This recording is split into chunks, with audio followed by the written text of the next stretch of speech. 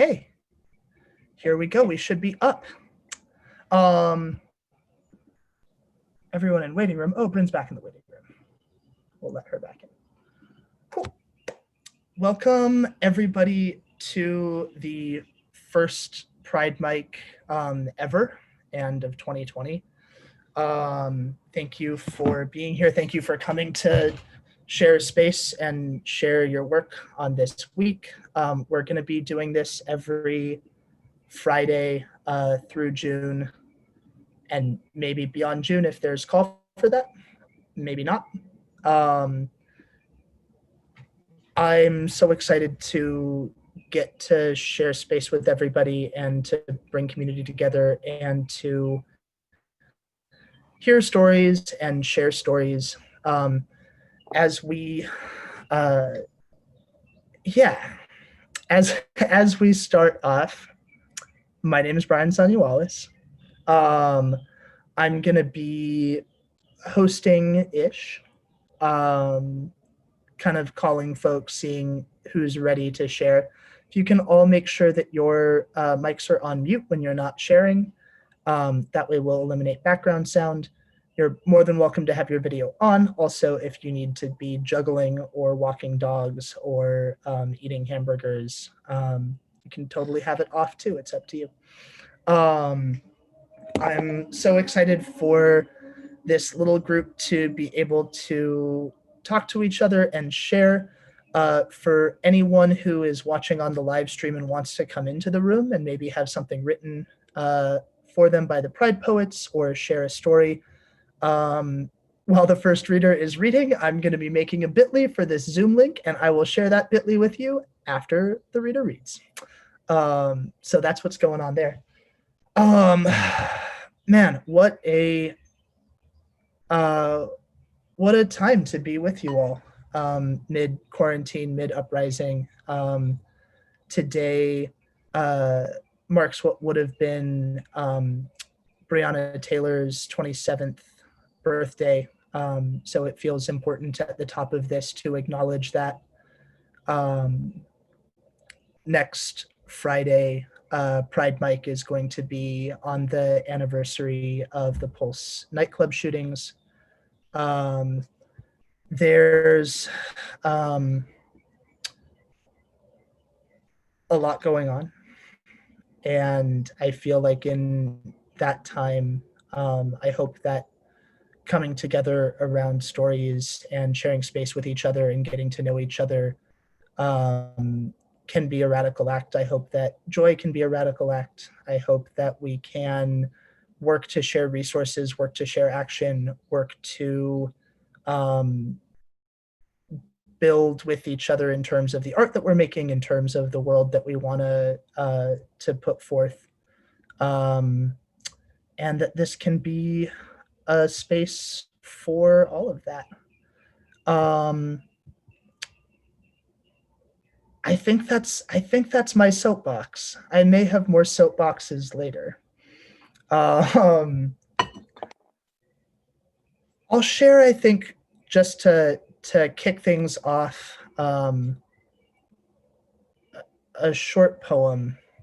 I wasn't planning on sharing, but it feels like an appropriate thing at this moment. But then, of course, I have to find it. Oh my goodness. Could be more prepared here. Give me 1 second.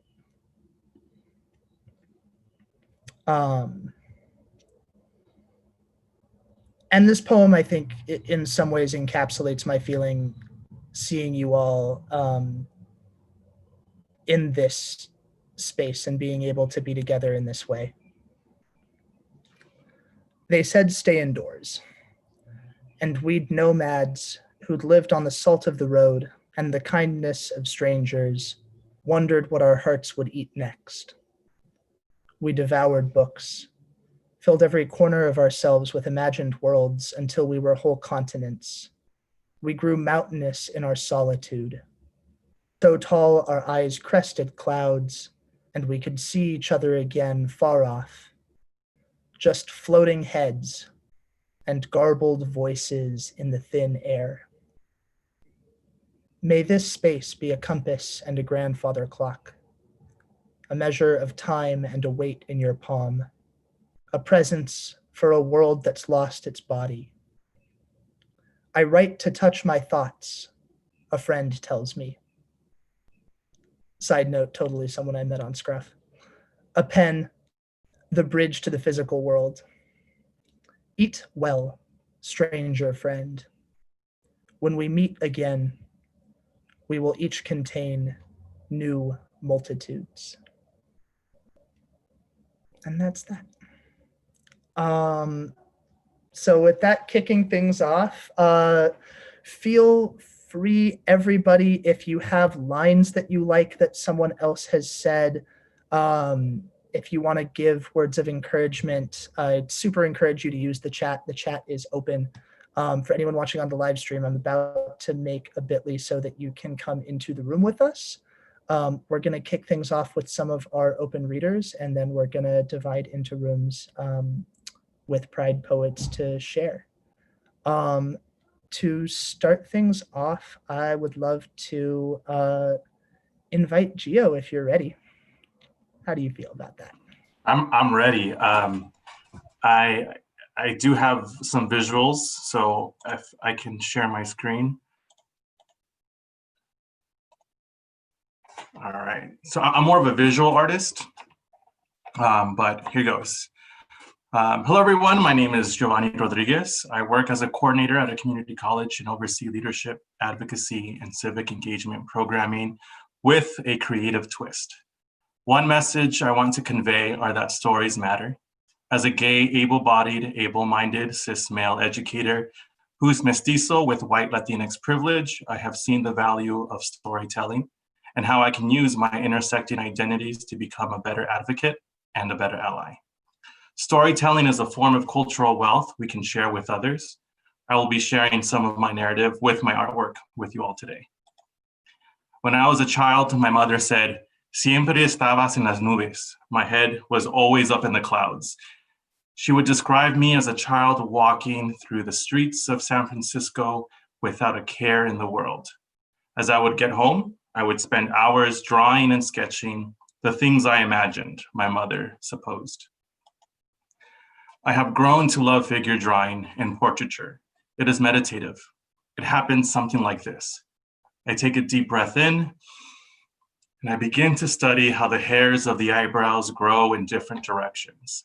Directly up at the most medial points and off in diagonal directions as you get to the distal points.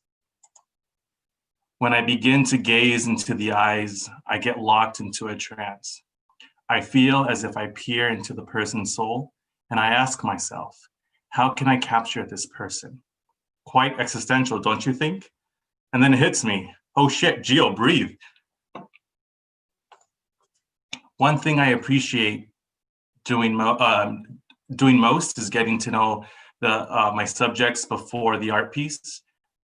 I can get the lips spot on if I know what makes them smile. If letters can easily represent words, then brushstrokes can certainly represent emotion. When I painted my mother, I wanted to both melt and laugh. She's such a tender soul and a comedian. When I came out, she told me, "Mijo, te tengo una lástima. Si a veces ya me duele cuando voy del dos, no sé cómo lo vas a hacer. Son, I feel so sorry for you. Sometimes it already hurts me when I go number 2. I don't know how you're gonna get by." I entered into a relationship right before COVID-19. Since we lived relatively close, we thought, hey, let's quarantine together. Talk about studying a person, right? Being under the same roof 24/7 for the past 4 months has felt like the equivalent of 4 pre-COVID years. Things that I have noticed. His favorite color is orange. He loves butter pecan ice cream. He has cravings for Diet Coke, collector of macrame and all things mid-century. He is also very forgetful about details, never uses his indicator lights when changing lanes, and has a habit of chewing ice right against my ear when watching the most important parts in films. In conclusion, speaking openly about my gay identity has allowed my family, colleagues, and students to understand and begin to respect queer experiences. I admit I may still have my head in the clouds, but I know how to pay attention to small details. My mom no longer has to worry for me about the associated pain from activities that she relates to number two. I also have come to realize, despite the ice chewing, I still have the best movie nights with my partner. There is power in storytelling. It serves as a tool for advocacy and allyship. Stories matter. If there is a story you haven't heard, reach out. And here's the most important part: actively listen to understand. Thank you. Thank you so much, Gio. Oh man, can I tell really quickly the story of how I met Gio? I think it was a year ago this month. I think it was a year ago this month, right? Yep. We went on a little art retreat that my friend Carolina and I put together at a Sierra Club cabin up in the mountains, and just did ridiculous things in art making and food making and all of that. And I just remember it was June and it snowed. We came out, I want to say it was Sunday morning, and the ground was just blanketed in snow. Thank you so much for beginning that. And it feels so appropriate to have sort of a, I don't know, a thesis on storytelling as the opening moment and the importance of listening. With that being said, so I am very actively, as we go, figuring out what the best way for the Pride Poets to do custom poems might be. And I wonder if it might be this. Does one of the Pride Poets want to want to claim Gio and take him into a breakout room and write a poem for him? Go ahead and either you can unmute or you can write in the comments if you want to do that, and I'll go ahead and send you to the breakout room now so that you can write for each other. And you're welcome to come back and read in public, or you're welcome to stay there and write. Jen is making inappropriate jokes, but they're in the private chat, so you can't see them. Pride Poets, don't be shy. Who would like to write a poem for Gio?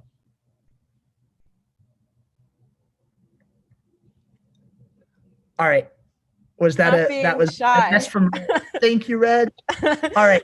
I said yes, but I don't know if it came through. And then I was like dancing like this, trying to be obnoxious. Oh my goodness. I don't here, let me get it back on the tile view so that we can see. All right. I really love the Cool. Spanish and English in that writing. I think there's a delay. I will be quiet now. Oh man. Options. All participants in the main session at any time.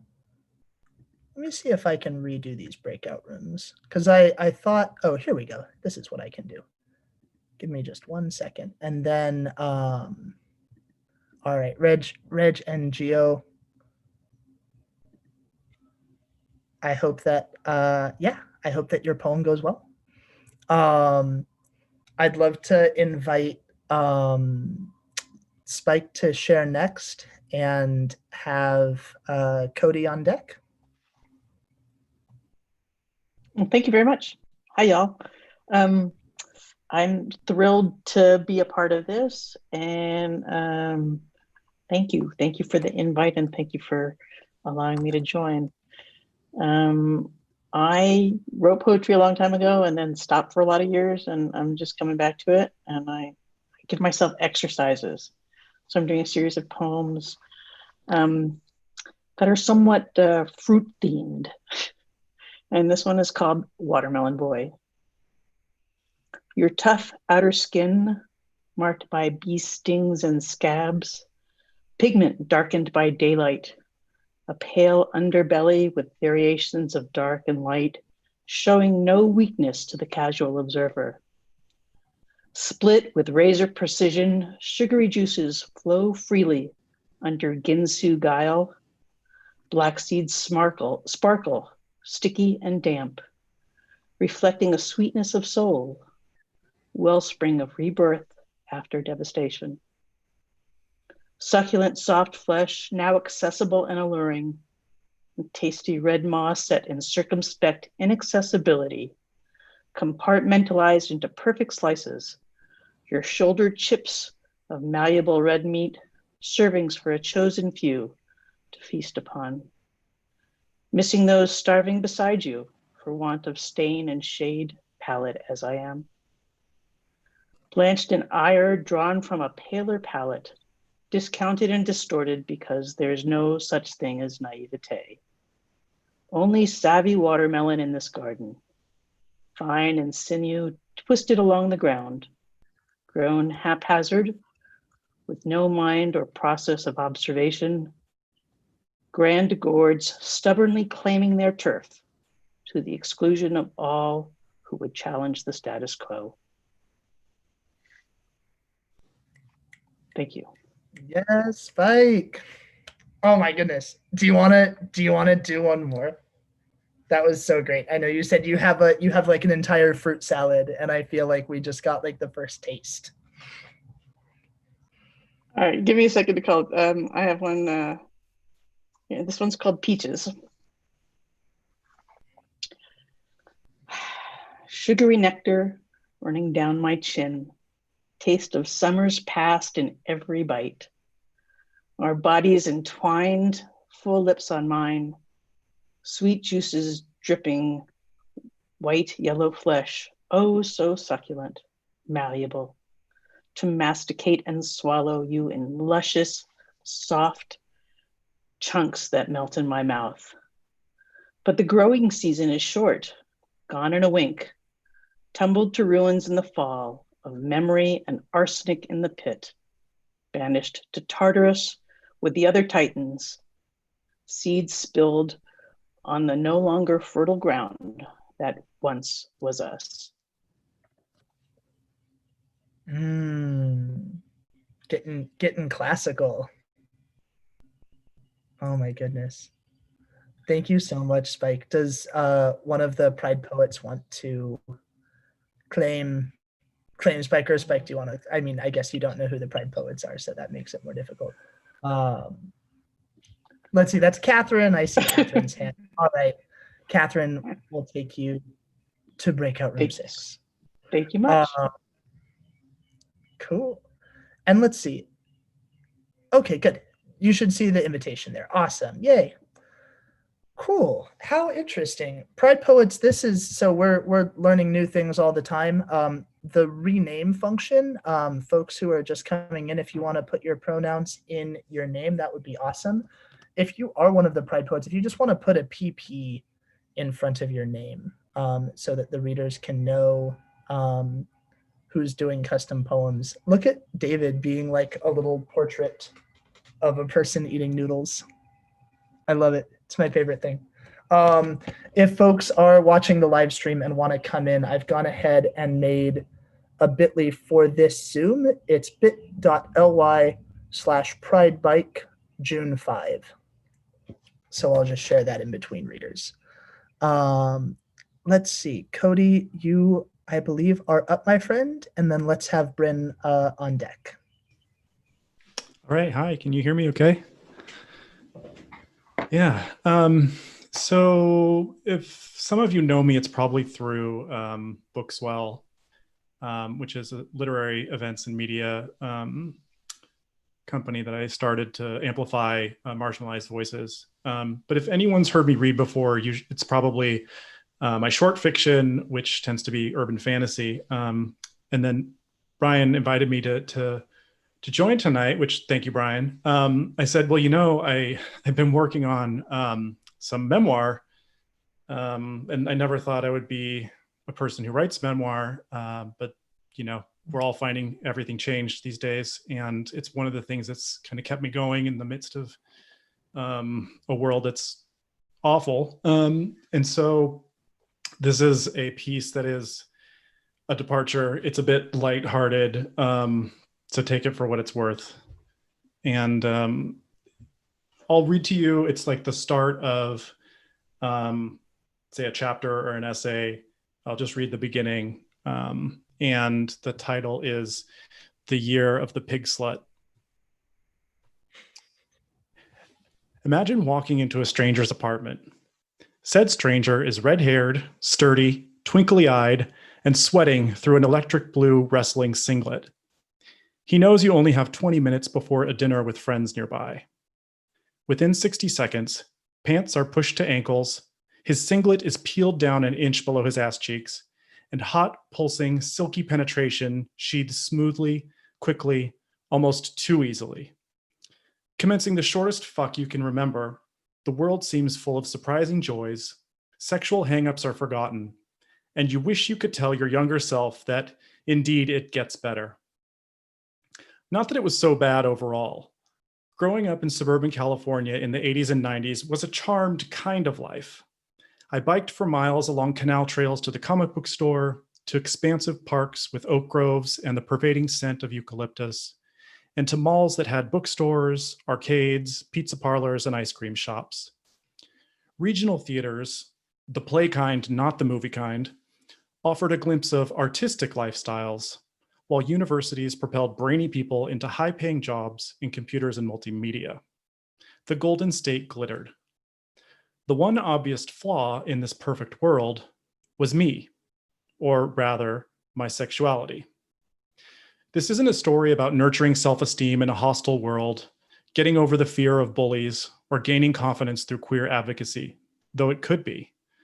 This isn't a story about the almost incomprehensible tragedy caused by the avoidable shit show of a botched coronavirus response by our leaders. Fuck them, seriously. No, this is a story about how developing a healthy attitude towards sex is challenging when contracting a virus can be a death sentence, the long road to finding liberation, and then having it ripped away by the need to stay physically distant because someone thought it was a good idea to eat bats. Everybody had plans for 2020, yes, I know, but my year had a slogan. Think Infinite Jest sponsored content rather than animal horoscopes. Less an achievement to unlock, and more an ethos to enable me to follow my desires and prevent my mind from interfering with shame, guilt, or fear. I was confident it was going to be a success. The number of dicks that had been in my mouth by the end of January, a crude indicator, and by no means a comprehensive measure, signaled the cusp of a sexual escapade decades in the making. I couldn't have known that it was doomed from the start. Thus, now, in memoriam, I'm saying goodbye to the year of the pig slut, a year that has its origins more than 2 decades earlier. And for the rest, I'll have to see where this might go. Thank you, Cody. I was wondering when we'd get to the graphic content, and there it was. Did not disappoint. Thank you so much for that. I've totally mangled the format with the breakout rooms because I just made 2 breakout rooms and now we need more. So yeah, thank you so much for sharing that. I will do a quick invitation again, and then I may see if I need to drop in on those breakout rooms and maybe open another one. I think I said, Bryn, that you're on deck, right? Are you ready to go? Cool. I'll do just a quick invitation again. If folks want to come in, it's bit.ly/Pride Mike June 5. We'll have Bryn read, and then we'll have Philip on deck, and I'm gonna pop into the breakout room really quickly and just see if we can clear one of those breakout rooms for Cody and whatever Pride poet wants to hear more from Cody's mind. Danger. Cool. So go ahead, Bryn, and then I'll pop out and then I'll pop right back in. Thanks so much for being here. Remember to unmute yourself. Hello. Okay. Hello, all. Hello, Brian. Hi, Sammy. My name is Bryn. My pronouns are they, them. I am a certified domestic violence advocate, and I am currently working as a trauma advocate at a law firm, but I'm laid off right now, but I'm very happy to be here. I have two quick poems for y'all.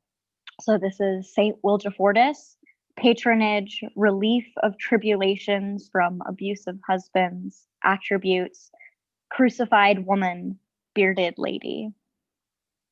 It wouldn't be difficult to braid a fable out of my tumorous irony. Before the final fiddle creaks, after I am hung up like some freakish and punctured flag, untangle your own excess, disencumber yourself, refuse to ornament yourself with bells and bombs, and let yourself live lighter. In the approaching centuries, a common joke will be that you can't fix ugly, but here's the punchline. You will be able to escape it. I am starting to see what will come for us, and there are prisms everywhere. Dear God, it's happening. While I am dressed in pink and blue, I know what I prayed for, and I am delivered. But I did not ask for the stigma or stigmata. And then this is number 2. And I wanted to write something happy and about the moving forward and the everything else. So this is this.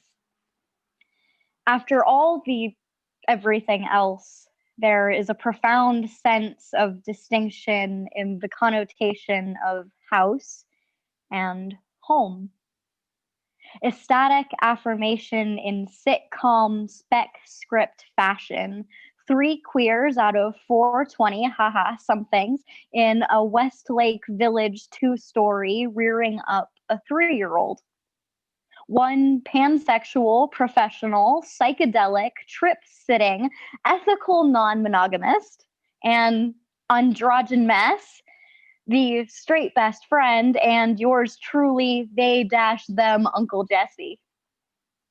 Us slightly larger toddlers swap outfits, encourage expression and accountability with our enrichment. We fight well when we need to. We parent what needs mending by doing better when we got. So when this tiny 3-nager asks, "Am I a girl?" we respond, "You can be if you want to." Thank you. That is it. Thank you, Bryn. Thank you. Oh my goodness. Can you send me that piece so I can hear the whole thing? Because I just got to hear the end and it was amazing. I love you can be if you want. Oh, you're on mute, my friend. Cool. Okay. Yes. Am I back? Yay. All right. Cool. And I figured out my breakout room shenanigans. Apologies for that. And thanks for bearing with me. So I know that Cody has a poem in waiting, and so does Bryn at this point. And like I said, you're welcome to, for Pride Poets, after you hear the story, if you want to both come back to the main room and you can write and share in the main room, you can. I know Reg and Gio are becoming best friends in their breakout room, so however long you need to stay, can totally do that as well. So we've got Cody and Bryn. Pride Poets, do you want to go ahead and just give me a name in the chat, and I will open a breakout room for you guys. For the all. All right. I will put, let's see, how do I do this? Assign 2. And that was Michael, right? Assign 2, 8. Cool, you 2 are invited. Let's, and Bryn and Jen. All right, perfect.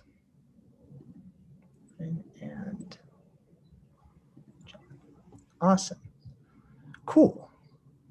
It's, oh man, every time you have a new format, it's kind of an interesting experiment.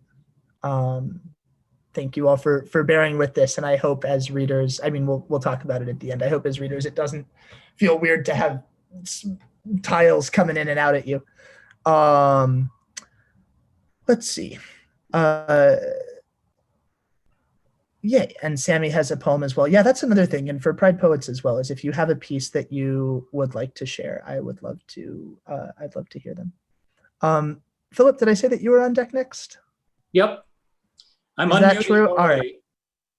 Philip's unmuted already. He's ready to go. And then we'll have Rebecca after Philip, and then we'll close with, well, we'll close the signed up readers with Sonder and then Sammy. Go for it. Okay. I've mastered unmute and I've mastered mute. Okay. I've got 3 short ones, 1 medium and two teenies. Really the only thing I wanted to bring was sort of what's around these days.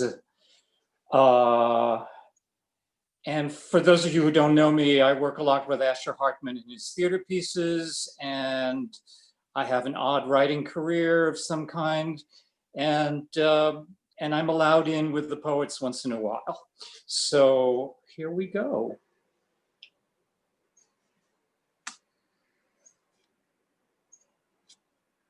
These time-stopped afternoons, when even the clock's just going through the motions, these time-stopped afternoons of the quarantine, the sun, and the sounds of nothing much going on, nothing much happening. And the intersection of Lake and James M. Wood claims another collision. Seems to happen more than makes much sense. And the nasturtiums and the geraniums in front of the house across from me are the garden that I don't have to water. And the sun barges in to the room as if it owns the joint. Okay. And here's number 2. The helicopters hang, dragonflies steady. An invisible giant would find them pretty. But would he know where to put his feet without breaking the city? Okay, and the last one. I am lying in wait for me. You see, I can't keep my hands off myself. This place is tiny, and yet it has so many hiding places. Corporeally, I am a booby trap, and I always fall for the gag. I have become my mother, asking, when does it turn off? I am back in the attic, hot and dusty, back to the time of the very long shower. Anything sets it off. And everything I have learned comes into play as if I had only imagined my life and fantasized. Okay, that's it. Thank you so much, Philip. That was everything. Also, Philip and Sonder, I want you two to know each other very much. Philip is an erstwhile librettist, and Sonder is a rising star composer, and I would love for you two to chat. But first, Philip, I'm gonna send you into a breakout room with I have Victor. to do anything, or I'm just let you, or do you do it? Oh, we'll do it to you. Don't worry. Okay, because I have just basically mastered mute and unmute, and gallery view and messages. I'm looking around, going, where the fuck does that happen? So. I'm willing, but just think of me as a parcel. It's perfect. So the messages are in, there's a little chat box on the bottom. You're using a computer, right? I'm using my iPad. Oh, you're using your iPad. Oof, I don't know. Maybe someone else can unmute and help. I don't know where the chat box shows up on the iPad. Yeah. But people said nice things about your work while you were reading, so there. All right. So thank you. Is it time for me to mute? So I'm gonna open up. You'll get a little message saying that you've been invited to a breakout room. So just click join, and that will be you going into the breakout room to get a poem written. Ready? There you go. Tell me if you have any troubles. Cool. Awesome. All right. And then Rebecca, you're up next, I think. It's so good to see you. Oh my goodness. You too. I'm so glad I made it. Okay, so I was looking back at my poems and what to read today, and I was like, I think I'm gonna read the first poem I ever wrote and performed about being gay. So it's about 4 to 5 years ago that I wrote this now. And at the time I was like, I am so sure of myself, I'm ready. It's Pride. And I wrote it for Pride and for my college like Pride thing, which was attended by like 10 people because it was in Tennessee. And now I look back on it and I can see like how raw it all still felt and how I still felt so underwater. And I just want to get back in that feeling. So I leaned on my rhymes a lot in this. It was 5 years ago, but I think it's important to just like see how far we've come, like all individually every single year. So it's just called Pride Poem. The first time I went to a gay bar, I felt brave. I found my best clothes, laid them out, played the song We Can't Stop, shyly talked my friend into coming. I walked 14 blocks for the bouncer to say, "You're not a real lesbian." Real? Who defines it, decides it? Is feeling not enough? Because feel is all that I've tried for, I've lied for with all types of guys. Feel is what I pushed down and shut out with girls all my life. Feel is what we're fighting for, right? The difference between rainbow and grayscale, a tunnel and light, when I let myself finally feel my skin fit for the first time. How do you know you're gay if you've never slept with a girl? Dad, sex is not something I want to talk to you about, and sex is not what this is about. It's a drop in my stomach, a stop in my heart, a need to be on her side of the booth because across the table is too far apart. But this yearning in me, this heat coursing through me is invisible to the eye, to guys who say, "You're not really lesbian, you want to get used," because who I am is other girls' excuse, because when real comes easy for you, you have nothing to lose. She never liked you, she just liked sex, a guy said about a girl we both dated, but with him, it was Facebook official, with me, understated, because being with a girl is just too complicated. So she doodled herself with a wedding dress on while we flirted in class, but isn't two better than one? And we laid in the grass under stadium lights when she told me she liked me and kissed me the first time. But no one could know. She said she was just messing around, experimenting till she found the right guy. No one could see, but nothing has ever felt more real to me. So I ask myself, am I making this up, abusing my parents' love, putting walls up between me and my friends for something that could just be a phase? In the end, is this just for attention? Or like my church said, was I abused and repressed it, leaving parts of me dead? No, I was born with these layers. I get to feel love. And the crazy thing is, I'm one of the lucky ones. People die, are thrown out on the street, have to lie to eat, so it's my responsibility to be proud and say loudly, I'm gay and I didn't leave my gay card in the car. You don't need proof or approval to be who you are or to feel how you feel. That's bullshit. You are real. Thank you, Rebecca. That's the first poem that you ever wrote about that? Well, the first one that I ever wrote once I was out to myself. I wrote a lot of poems about girls that I thought I just wanted to be like. The first real gay poem where I said the word. Oh, interesting. I love that as a distinction, that the first real one is when you say the word. I think that's so, yeah, that's so powerful. Cool. Very cool. Catherine, I know you're the only other Pride poet who's kind of left, and I know you were writing a poem for Spike. How is that coming, or is it done? Oh, we gotta unmute you, my friend. Oh no. I forgot to unmute myself. It's done. You know, these quick things that these poems that we write are ephemeral, quick things. Do you want me to read it now, or once everyone's back, or? What? I'm not sure. Maybe. I'm just thinking we've got most of the Pride poets in other breakout rooms right now with readers. Whatever you want. Yeah, let's do it. Let's do it now since it's done and Okay. Spike is back. And Okay. Spike, feel free to feel free to unmute yourself with this as well. Yeah. So I can just give you a little background. Usually, just so everybody knows how Pride Poets work, when we're in a physical space, people come up to us at tables or whatever. We ask them what they need a poem about, and they search for something inside themselves, or maybe it comes right up. And then we ask them a little bit more. We get a little more information, and within 5 or 10 minutes, we write a poem for them, and we hand it to them and read it to them. So here's my virtual handing my poem to Spike. And she was interested in getting a poem about a long distance relationship that she just began right before COVID.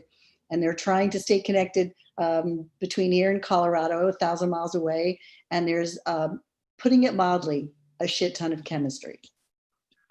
So this is for Spike. Her eyes pierce things, and I want them to hurt my heart, my skin. They pierce the mountain range, peering west into my soul, into my bed. As I twist in my sleep, in the sheets, she wakes me from afar. She reaches into me, makes me come to life. She is the night, sliding blue silk over my skin.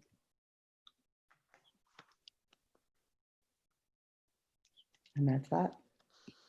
That's awesome. Thank you so much. Where are you? I can't see your face. Oh, hi. So that's perfect. Oh, good. Glad to hear it. We'll be sending that to you. That was wonderful. Thank you for sharing it with me. Thank you very much. Wonderful. Yeah, and let's figure out how to best do that. Because I've got, at least for the readers who've signed up, I've got everybody's email. So if you put that in the doc, Catherine, I should have the email for Spike, and I can send it to her from Pride Poets, or if you want to send it to her directly. No, I'll send it through you, and that way you can send it in the format you want. Do you want me to do it right this second, or can it be when the mic is over? We can totally do it when the mic is over. It doesn't have to be. All right. Awesome. Fantastic. Cool. Yay. Thank you so much for sharing that. And I hope that we get to hear some of the other poems that have come from folks, and I'll invite them all back in after Sonder and Sammy have gone, and then we'll have some time for recombinations if we want to. And David, did you want to share, or are you just watching from a distance? Yeah, you. Oh, and he's on mute, so I'm making him get up and run. Oh, sorry, no. I'm just watching. I set this whole thing up on the TV, so I have to like run to the TV and click on. I'm just watching. Okay, cool. Hopefully another night we'll hear some of your like soundboard. Oh, magic. Don't get me started on weird sounds. That is my specialty. Cool. Sonder, I'd love to hear what you're working on. Hi. Am I unmuted? You're good to go, and you've got donuts behind you. You're all set. Donut behind me. Hi, I'm Sonder. I'm not really a poet. I'm a composer, and I'm a director of music at a church. And Brian and I have worked on some compositions together. He wrote the words, and I wrote the music. But for today's presentation, I want to present something that we produce. So every Sunday, since we've gone virtual for the church, I work at a Unitarian Universalist church. We've been producing music, like music videos. So we've been recording music remotely, and we've been like making videos for them for the service. And so for this week, I just want to share one of the anthems that we recorded for the service. It's called Innocence. It is from I guess it's an oratorio. It's from an oratorio written by Craig Hella Johnson, Austin-based composer and conductor. And the name of the oratorio is Considering Matthew Shepard. And this is about Matthew Shepard, who was a victim of a hate crime in the late 1990s, the late 90s, I suppose. Yeah, late 90s. And then the protests, the LGBTQ plus protests that surrounded those eventually led to hate crimes, including the LGBTQ plus community. So this is called The Innocence. And do I share screen? I suppose. Yeah, you can. Let me open it. And Sonder, for those of us who are Philistines, what is an oratorio? What is that specifically? Oratorio is like an opera, but it's not staged.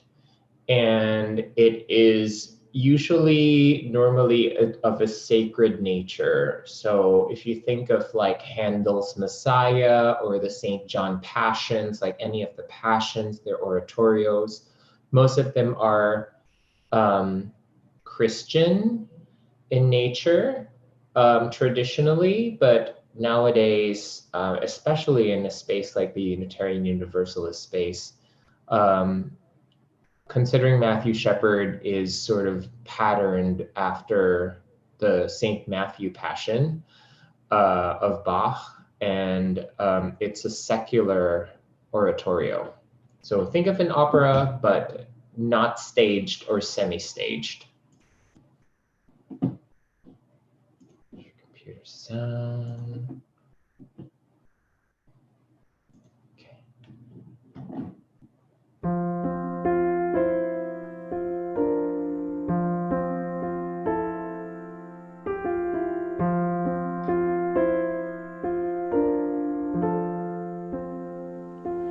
When I think of all the times the world was ours for dreaming, when I think of all the times the earth seemed like our home, every heart alive with its own longing, every future we could ever hope to hold.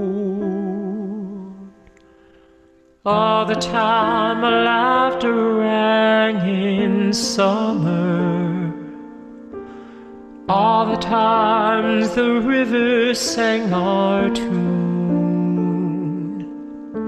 Is there already sadness in the sunlight? Some stormy story waiting to be told? Where, oh, where has the innocence gone? Where, oh, where has it gone? Rains rolling down wash away my memory. Where, oh, where has it gone?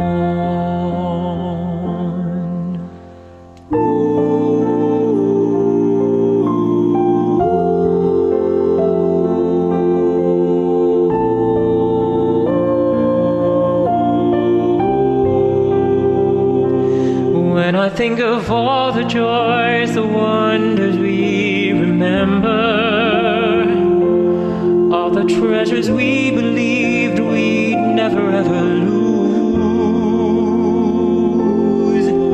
Too many days gone by without their meaning, too many darkened hours without their peace.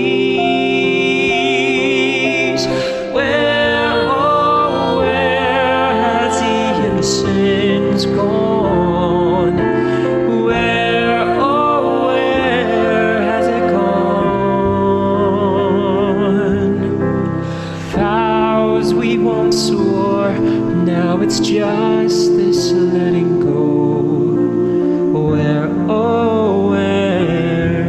it gone? Where, oh, where has the innocence gone? Where, oh, where has it gone? Rains rolling down, wash away my memory.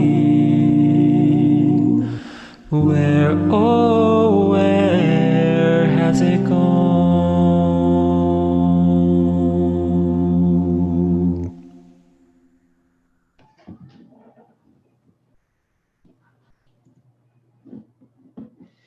That was it. Wow, Thank thank you. you, Sonder. Oh my goodness. Oh, can you talk a little bit about the process, just for those of us who aren't in music world as much? Like how do you go about putting that together? How long does it take? What does that all look like? Well, we start with production basically on Sunday. You know, we have our music team, we have a music staff. I'm fortunate to have paid singers in the space that I work in, and I also have a paid accompanist. And my accompanist happens to be doing a lot of film scoring in town, so it's very easy for him to record remotely. And so he comes up with a track, a piano track, and a click track. And then each of the singers record their vocal tracks separately, and then they then send me their vocal stem. So we call it a stem when it's just the voices and not the full track. And then I receive those stems. We have a Dropbox set up. I then, mix it and clean it up and do a little bit of tuning and, balancing volume and everything. And then we come up with the music part of it. And then for videos that have, our singing faces in it, like the virtual choir videos, then we then lip sync to the tracks that we made. And then we have videos, and then I then have to edit those videos in and line everything up and come up with an aesthetic and then export that. So it's a process. Oh my goodness. Yeah.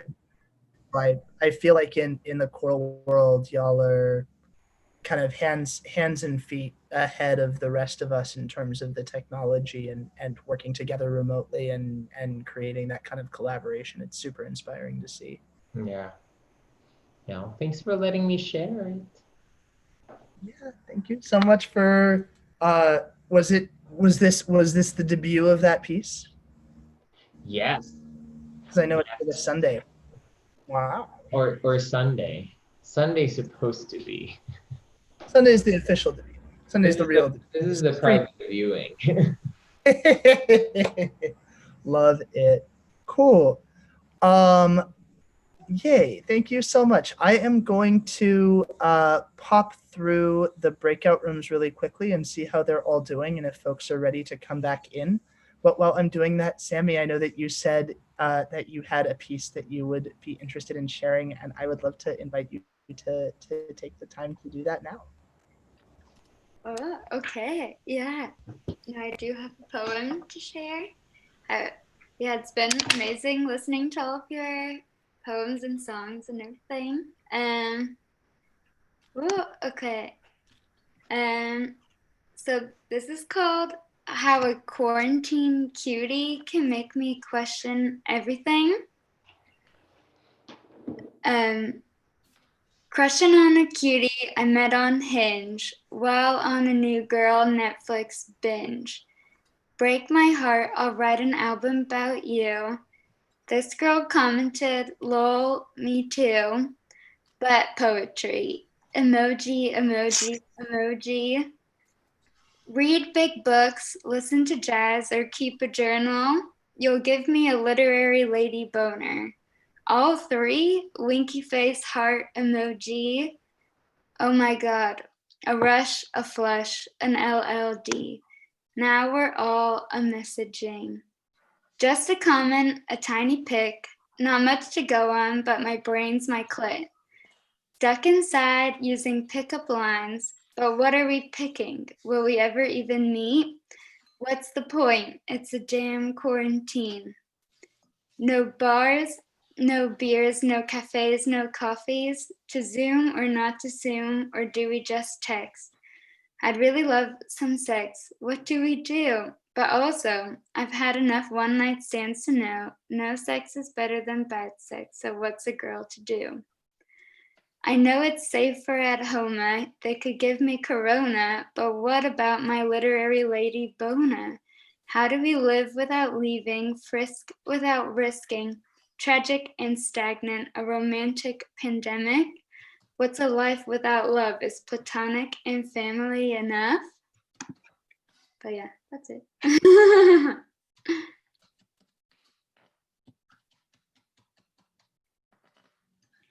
Yes. That's awesome. Thank you. Yeah, that's it. Yeah, it was about trying to date on the dating apps and being like, what is this? I was just gonna wait till the quarantine was over, but turns out that's like a long time.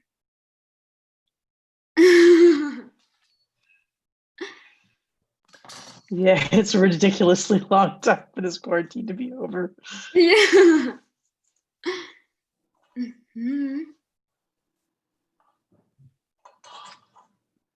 Hello, I am back. How did it go, Sammy? Yeah, pretty good.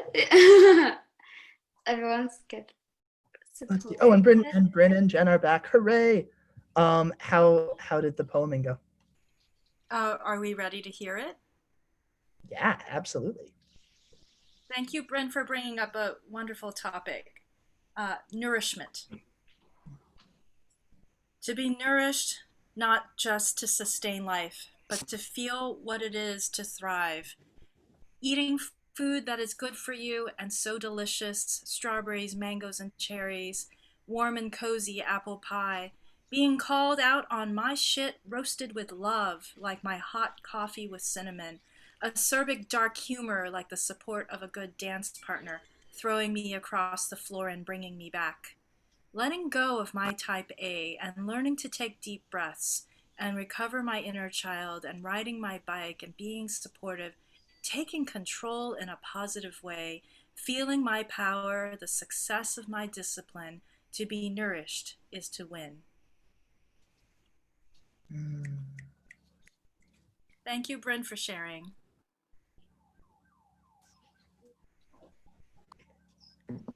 And are you going to send that directly to Bryn, or do you want to upload it into the doc and I can send it on? Up to you.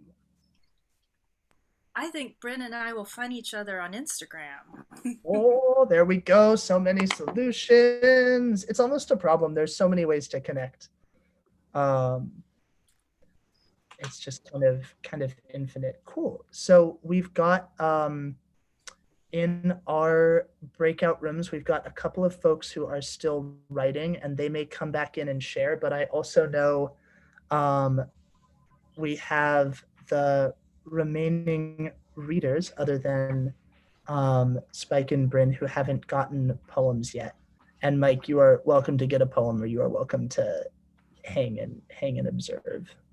And again, this is all sort of a big experiment. So I guess I'll ask, now that we've gone through a couple of them, for Jen and for Catherine, but also for the folks who they wrote poems for, how was that in terms of the format? Were you antsy to get back and hear the other readers? Was it nice to read and then to be able to go and kind of have a one-on-one conversation? I'm curious. And I think we'll probably have space within this month to play with all sorts of different formats on Zoom.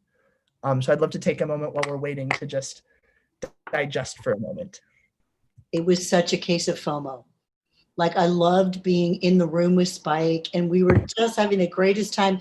But I was like, knew what I was missing. The other poets were reading, and now I'm sort of yearning to know how it was and see it. And it's just two things at once that was very hard to balance, but I don't know how to fix it. That's just how it was for me. I loved the writing, but I really was sad to miss the other readers.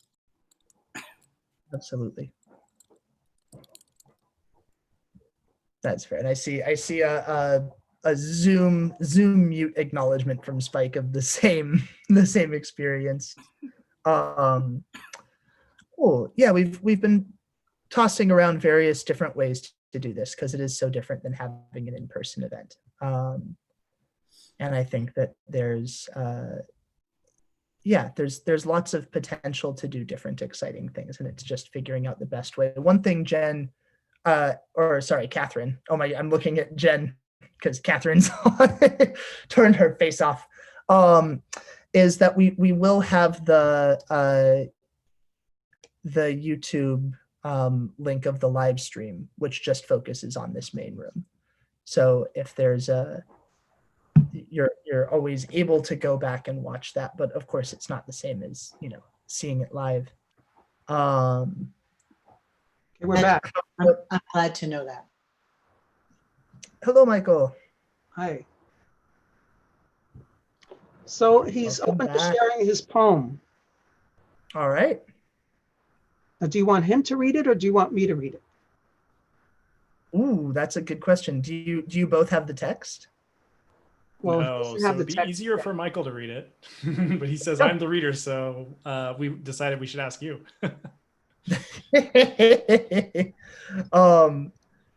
It's up to you guys. I think it would be awesome if you wanted to do some sort of pair reading, or Michael, if you just want to read it to him, that's the standard way, but there is no standard way anymore. So we are throwing lots of things at lots of different walls and seeing what happens.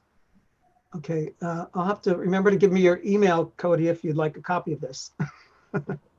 Okay, I can read it. This is for Cody from Michael, and it's entitled In Spirit. Ghostly visitations of the past, in seance rooms waiting for answers, across Ouija boards of time, where voices echo, stay strong. We're out on the street together. Can you feel us between the silences and the wind that nestles past your ears? Stand tall. We will march again, united in pride, with spirits of Harvey and Marcia and Larry and Matthew. Our thoughts are not destroyed. Our hopes are not abandoned.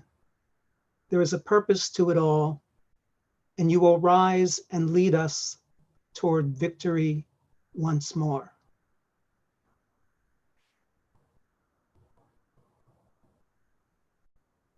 Thank you. Thank you, Michael. That's beautiful. I really appreciate the call to that. One thing that I'm curious about and would love to pose as sort of an open question, and then potentially a question going into breakout rooms. My thought for the course of the evening is to really just have kind of formal reading and stuff for the first hour to hour and a half, and then after that to really have it be a space for dialogue and for getting to know each other, since all of our physical spaces have closed down. And if you do need to duck out or walk your cat, or whatever it is you do, of course feel free to do that. But if you want to hang out with some gay people, you can do that too. But the question that I'm interested in, as this is the first Friday of Pride Month, in the midst of quarantine, in the midst of global Black Lives Matter movement and protests and uprising, is thinking a little bit about kind of pride resolutions. I don't think that's a thing that people do for Pride, but maybe it should be. I'm curious what everyone's pride resolutions are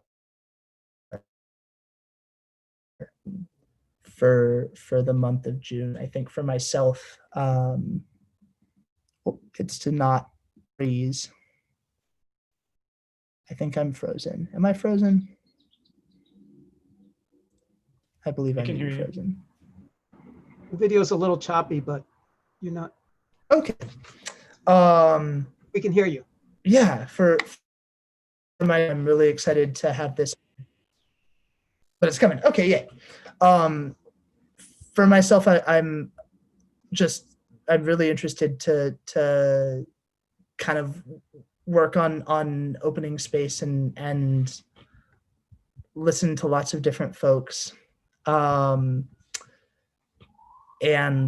really digging into histories a bit deeper. And we've got some at each of the mics after this, we have a historian or community leader coming to share a little bit of kind of the piece of queer history that they hold, or of LGBT history that they hold. And I'm excited to be able to hear from those people and to have folks who are not necessarily artists in the same room as artists, and to be able to make stuff with them. But for now, thank you all so much for being week one and kind of being the guinea pigs, and super happy to be able to lean on y'all. Does anyone have any Pride resolutions that they want to throw into the space? Go for it, Bryn. And then Spike. So my Pride resolution has been to just donate more for everything that's been going on in our community, specifically to donate, and I have already done this, but donating to domestic violence shelter, because 50% of cops are in abusive relationships and are perpetrators of abusive relationships. So donate money to your local domestic violence shelter. Thank you, Bryn. Do you want to take a minute while you've got the soapbox to talk about your work at all, or not right now? I mean, right now I haven't gone into the office in a while, just because like there hasn't been a lot of like personal injury work for me to do, because that's where all of my work falls under. But I do a lot of like talking to people about consent and what consent is and where consent ends. I talk to judges and mediators, and I assist people who are scared, and I help people find therapists. So, you know, that's what I do for a living. Thank you. I think it's yeah, it blows my mind every time you talk about it. That is social work. Every problem that we can call a cop for can be handled by a social worker. Amen. Oh man, Spike, I know that you had a Pride resolution that you wanted to throw in there too. Well, just it's very personal to me, but is to open myself up to you know, I'm best to phrase this, to open myself up and just be kinder to everyone in general on all levels. You know, and it doesn't matter who or what or why, but we all bring our own prejudices, and we all have them, different kinds, to the table, and to try and break through those individually and collectively, and just be nicer to people, and hope that, you know, we foster that so that we all have a point of view to be able to understand everyone else's pain, because we may not experience anything like that, but just to be open to hearing it and being it. Thank you, Spike. I just, the image that popped into my head so strongly, I was at the march in downtown today, and there was this tiny girl who was sitting on her dad's shoulders for most of it and holding her sign up, and her sign just said, "Be nice to people." And that was like the perfect articulation from, you know, a 3 or 4 year old of like, well, what's the answer? What's the, how do we do this better? Well, as I've been going through neighborhoods and I see like chalk writing on somebody wishing someone well that they can't visit because, you know, their 6-year-old friend is locked in quarantine, so they write them a message in chalk on the sidewalk or on their fence. And I've been trying to document those as I see them. There's a stop sign that I've passed now twice, but I have to stop and take a picture of it. It says stop, no justice, stop, no justice, no peace, BLM, posted on the stop sign. And I'm just trying to, like, with my cell phone camera, just capture these images, and because this is what will change the world. Yay. I am sorry. Yay for that. And also I'm seeing Sonder and David need to take off. Thank you so much for joining us. And Sonder, thank you for sharing that. That was so awesome. And we owe you a poem because we didn't get to write you a poem yet. Go ahead, Jen. And y'all can just unmute. I mean, there's few enough of us. Like, if we talk over each other for a second, it's fine. Well, less of a pride thing, but just as we're opening up the sidewalks and freely roaming instead of having curfews, I'm very thankful we have this Pride Poet open mic space, and I wanted to share something I posted on Instagram because I wanted to share it to a larger audience. Poetry is a political act because it involves telling the truth. And that's a quote from June Jordan. And inspired by that quote, I wrote my own poem in reaction to that. So here's the little preface. Poetry is a political act. Thank you, June Jordan, professor of poetry. I didn't get into your over-enrolled poetry classes at Berkeley, but I thank you for speaking at our rallies and writing the books that helped me become a woke feminist of color. And here's the poem. Surviving violence, breaking silence, reclaiming my voice, creating a life that is my choice, embracing my tears, loving to conquer fears, holding space for others, listening to civil rights mothers, shouting to demand justice, organizing activists to ride on buses, linking a human chain to protect, demanding that we all pay respect. To the wisdom of the freedom fighters before us, to the liberation of our minds that we must learn to discuss, consciousness raising must be spread. Free your mind, and the rest will follow. So I'm thrilled that we have this space to listen to each other and help each other understand more.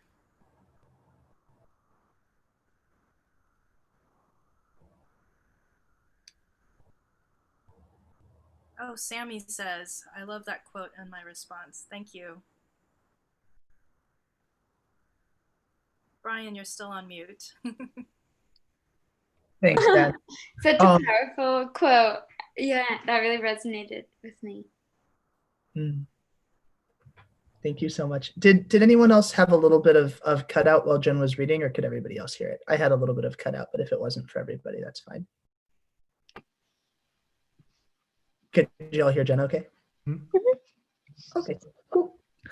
I won't worry about it then. It was just me missing out with my internets. James has entered the waiting room. We have a new person at this point. Hello, Cat James. Cool. Are there any other resolutions or other, if Pride Poets want to share work that they've been working on? Super welcome. I love the liberation of the freedom fighters before us. I want to share also, so there's a donation link on the bottom of all the things, because you can have that, and when you can have stuff, it's good to have it. And I was talking with Reg yesterday, and I wish that they were out of their breakout room so they could share this all with you, but they shared it with me, so I'll share it with you. But they're the ones who are really invested with this org and doing work with them. There's an organization called Black and Pink that specifically works with LGBTQ folks who are incarcerated. And so we're going to be, any donations coming in for Pride Poets from the mic or from custom poems, we're going to be giving to them, and that's their site if you are interested in checking more of that out. So yeah, that's what I've got so far. Let's see. I think we have. Oh no, Bryn, you got your poem, right? Rebecca, you didn't get a poem yet, did you? Not yet. Not yet. If Jen, it's too late though, I don't mind. I can do it next week or next, either whatever way. that's fair. I don't think it's too late. I mean, there's still some breakout rooms open. Perhaps the next one we will have a more formal ending. I think for this session, I would love to make sure that you get a poem. I'd love to offer. I know Mike and Sammy and Kat haven't gotten poems yet, and there's a few Pride poets in this room who could take you back and write you a poem if you're interested. You don't have to, obviously. Sure. Cool. I'm down. Rebecca. Pride poets. Does anyone want to? And Sammy, does anyone you want? Do you want to let me know who to put you in the breakout room with? Like a reversal of our normal process, where like you walk up to the table. Now it's like. Are you talking to me? Oh, for Catherine and Jen and Michael. If you have a desired poet, I can put you in a breakout room. Oh, I don't mind. I'm good with anyone. I don't know who's a Pride poet and who's not, but just whoever. I can take Sammy into a breakout room. All right, great. Yay. Okay. And, I'm so excited for you two to talk. All right, that's going to be the best thing ever. I'm jealous. Okay. Goodbye. Michael or Jen, do you want to take Rebecca?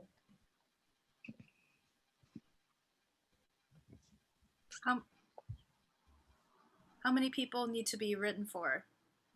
Just Rebecca is the only one left? I think Rebecca, and then I know Kat James just joined. So Kat, if you're interested in a poem, and Mike, if you're interested in a poem, we would love to do that for you. Let's go, Rebecca. All right. Rebecca and Cody, I have your email. Awesome. Thank you. I'm looking forward to reading it. And how should I share it afterwards? How would you like me to put it into the world? Is that something you want? Just, keep my name by me underneath it and it'll be fine. Awesome.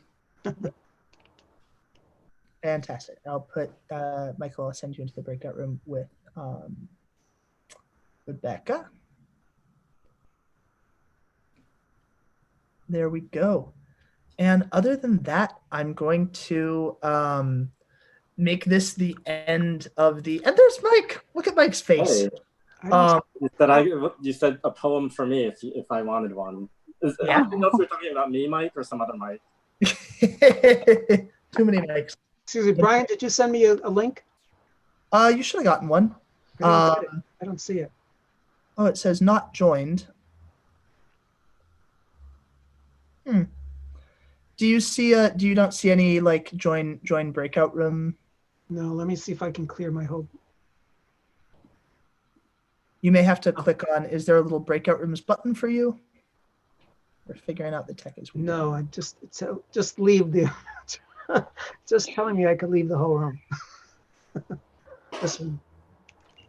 Interesting. Let me Don't see. get locked out, Michael. I know, right? Just to orient Kat, who just joined us, we did some poetry readings earlier, and I think Reg is with somebody, and Reg will come back and possibly share their poem with us soon. Oh, cool. So we've been going back and forth into breakout rooms and sharing new poems that were written on the spot tonight. Still don't see it. So is Rebecca in the room alone? Rebecca's in the room all by her lonesome. That is so strange. I should be able to. Oh dear, now I don't see you at all. Oh, Gio, we're back. Hey, what's Hello, up? hello. Move to breakout room 13. Michael, you're still not seeing anything? No, because normally a little separate box will come up and say, go to breakout room, whatever number, right? Yeah, it should do. I don't see it. Do you have a little button that says breakout rooms or anything like that? Because we No. had to leave the breakout room. So now I wonder. Am I associated with the old breakout room, maybe? I said move you. I said to move you from the old breakout room to the new breakout room. Yeah, I didn't get that notice. Yeah, I'm wondering what's going on there. While we're troubleshooting that, Reg and Gio, did you want to share what resulted from that experience or not? You don't have to. I'm comfortable if Reg is comfortable.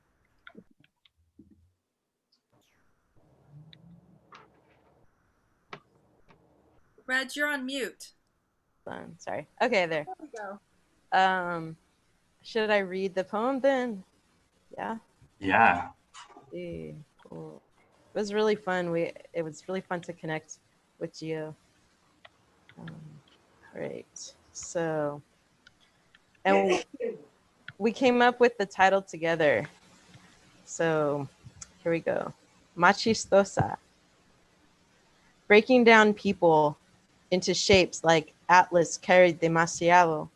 For a 26-year-old dad, for a 10-year-old comic book artist, for a mom who felt the emotions we felt, for kids who adult well. Breathe in, sunrise. Breathe out, sunset. Work in, day. Work out, night. More, less, in. Listen, where his voice can't. There is less in the air, the boy, the cat, drawn over and over with the mom. The words unsaid by dad were listened to by the boy.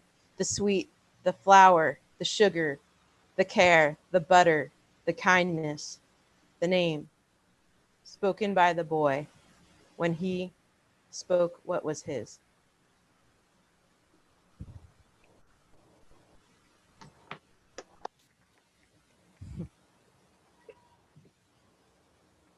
So yeah, thanks. So I told Reg that I got really moved. I was really moved when I heard, and again, because it transported me back into childhood. It was like this time machine. And then with every single line, with every word or phrase, it was like another piece of my past just coming in and zooming into this time machine and building that environment over again. And it was a great experience. I mean, just talking to Reg, like having all these conversations, having this shared overlap, and then this piece after the end of sharing my art pieces and the end of the conversation was amazing. So thank you. Thanks, Gio. That was really fun. It was really fun to connect with you. Likewise. Awesome. Yay. Thank you both. Thank you for sharing that. So I'll go ahead and do kind of an official closeout, and I'll end the live stream. I know, like Rebecca, you said that you're on the East Coast and it is late there. So if you want to head off after that, you're more than welcome to. If you want to go into breakout rooms, the annoying thing about Zoom is that you can't just go into breakout rooms. I have to assign them. But feel free to, I can assign them randomly. You can request them, whatever that is. We can chat here, and I'll just kind of keep the Zoom going until everyone's done with their breakout rooms. That's kind of the plan. And I know, Mike, you said that you'd be interested in a custom poem. Do you have? I know that you had some poets write for you last year. Do you have a poet who hasn't written for you yet, or do you want a poem from anyone in particular? Or does any of the Mike? Yeah, whoever I have not had one from, I think. Let's see. I don't care, honestly. It could be random. Whoever wants to write a poem, who's feeling creative energies. Awesome. Cody's off to start making dinner. Thank you so much, Cody. So good to see you. Happy to see you here right now. Yeah, food is real. So are words. Cool. Yeah, I am.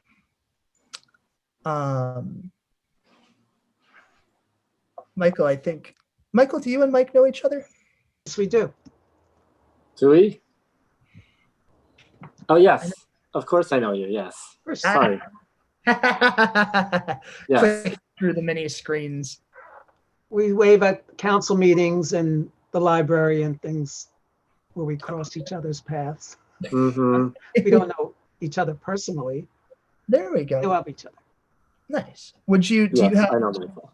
Do you have another poem left in you, Michael, or are you? Because I know do, that. but is it okay that Rebecca's not going to get hers? Can she get on a waiting list? I don't know. Totally fine. bad. I Okay. 100% fine. I'm gonna come back to the next one of these, and maybe I'll see you then. Okay. Okay. Hopefully this will work. You're going to put me in a room and we'll see. Oh man, we're gonna find out. Yeah, I don't know what's going on with those waiting rooms, Michael. We're gonna do our best. Cool. Yeah, would love everyone who's read. Y'all have the links for all of the Zooms. Would love to see you back. Would love to hear more. Invite folks if you know folks who feel like they could use this space. We are gonna be here. Just let's